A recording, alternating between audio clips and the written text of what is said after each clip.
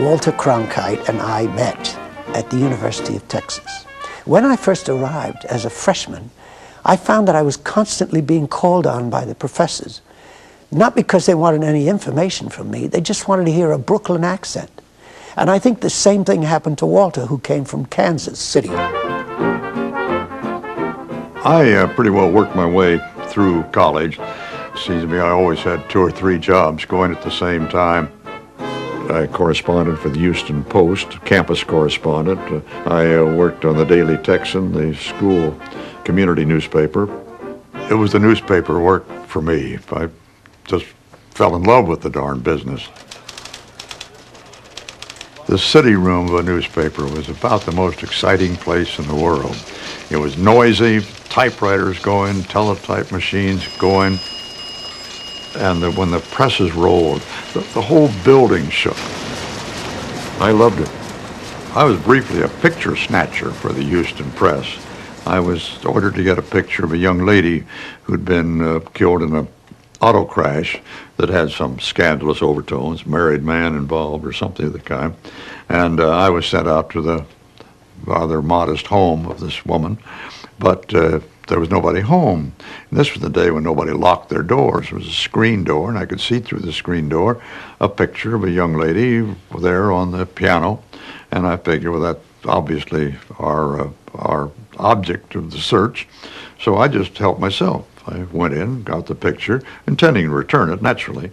But I got it to the Houston Press, and we printed it. The only problem was that there was the wrong woman. The paper had sent me to the wrong address. That saved my skin. A news flash, it's LaGuardia by a landslide. Hello, everyone. Bo Carter speaking. I got my first broadcasting job while I was at the University of Texas in Austin. It was a station called KNOW. The kidnapping of the Lindbergh baby. I talked my way into a job doing sports reports, mostly baseball scores in the late afternoon. Your last-minute headline news. There were a couple of wonderful moments when the station ran out of commercial announcers and shoved me into the spot as a very willing substitute.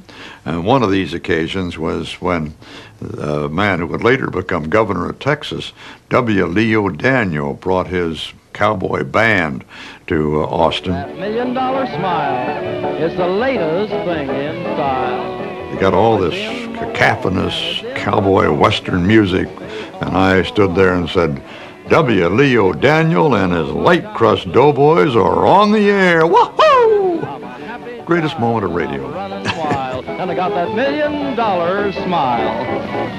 At one point, there was an opening for a staff announcer at KNOW. I applied for the job, but the manager of the station said he was afraid I'd never make a radio announcer.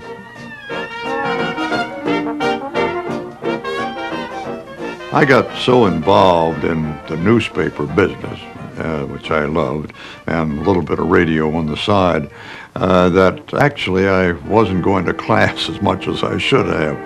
I'm afraid I dropped out of college, much to my regret, ever since.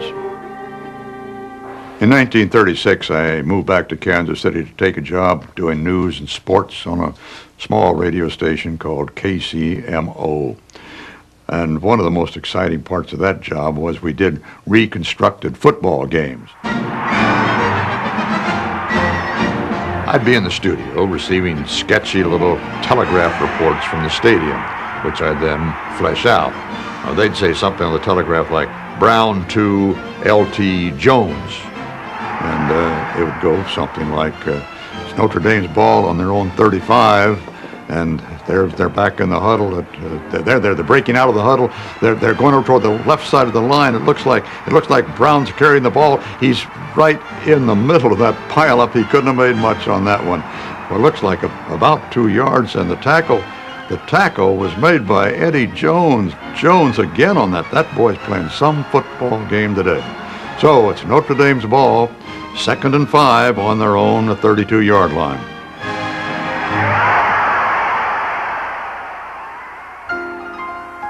There came the day at KCMO when down the corridor, and I could see her coming, the most gorgeous creature I'd ever seen in my life, an absolutely sensational redhead. Her name was Betsy Maxwell.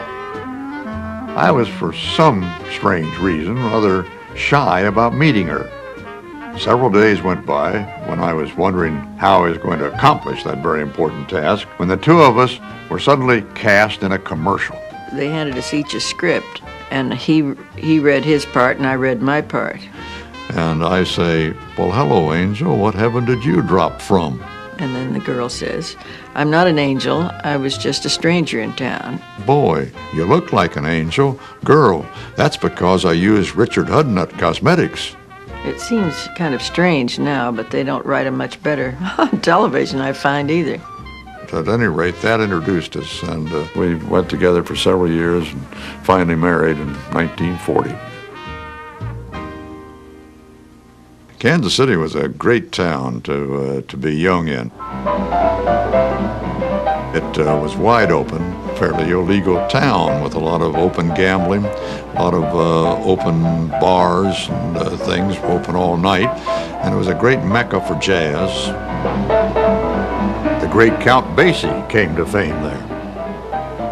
There were some pretty wild scenes. There were a couple of joints that served lunch with nude waitresses, and that was one of the few places I've ever seen in the world that had nude waitresses at lunch. Here, day on day of merciless, unrelieved heat had taken a bitter toll. Those years in Kansas City included the years of the Dust Bowl. We were part of that terrible natural disaster. We could look from the 15th floor office space occupied at station KCMO right out across the plains of Kansas. And we watched every day these terrible dust clouds forming out there. And sometimes they swept into Kansas City itself. When they did, it was choking. You'd find if you blew your nose, you were blowing a little mud along with it. If you had a tear, you had a roll of little mud down your cheek. A lot of the farmers who had to leave their land came into Kansas City in their first stop. Many of them joined that great westward movement that was depicted by John Steinbeck so famously, with the Okies moving out to California. Get me London, United Press Bureau. Make it snappy. After a year or so there at KCMO, I went back to my first love, newspaper. Here's a flash, Joe. I got a job at the United Press Wire Service. Get Washington on the phone. Find out who's I aboard don't the think Panay and there's give us the anything list like right away. press service work. You've got a deadline literally every minute with a couple of thousand clients around the world. You've got to be accurate. You've got to be fast. It's just one of the most exciting businesses that can be. Flash! My first really big story was in 1937. I covered the explosion of the school in New London, Texas. In the ghastly ruins of a Texas school is written the most appalling disaster of its kind in American history. I was the first press service man on the scene, and here under these the glare of these oil field lights, the oil field workers themselves, whose own children were in there, tears streaming down their faces, their hands bloodied from tearing at this masonry, getting at these kids. Only 5 minutes remained before dismissal time when the explosion came, which in a moment wrought such havoc as to shock the entire nation. Gas was probably the cause. I had learned, even before that event, that you've got to get the story as quickly as possible. Everybody, with each retelling of any experience, alters it just a little bit. So you've got to get to it as quickly as you can. It was really a ghastly scene and, of course, a major news story for days. In a clearly desperate effort to find feature material when I was with United Press in Kansas City, I took to going to the burlesque house, strictly professional, you understand. But I met some fascinating characters there, naturally. One of them was a stripper named Hinda Wasu. I remember on one occasion I was asking Hinda, we weren't quite in the war yet, I said, "Miss Wasu, what do you think burlesque part will be in maintaining wartime morale?"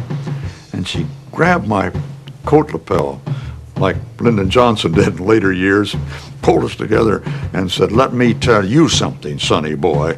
The morals behind a burlesque stage are just as good as the morals at Radio City."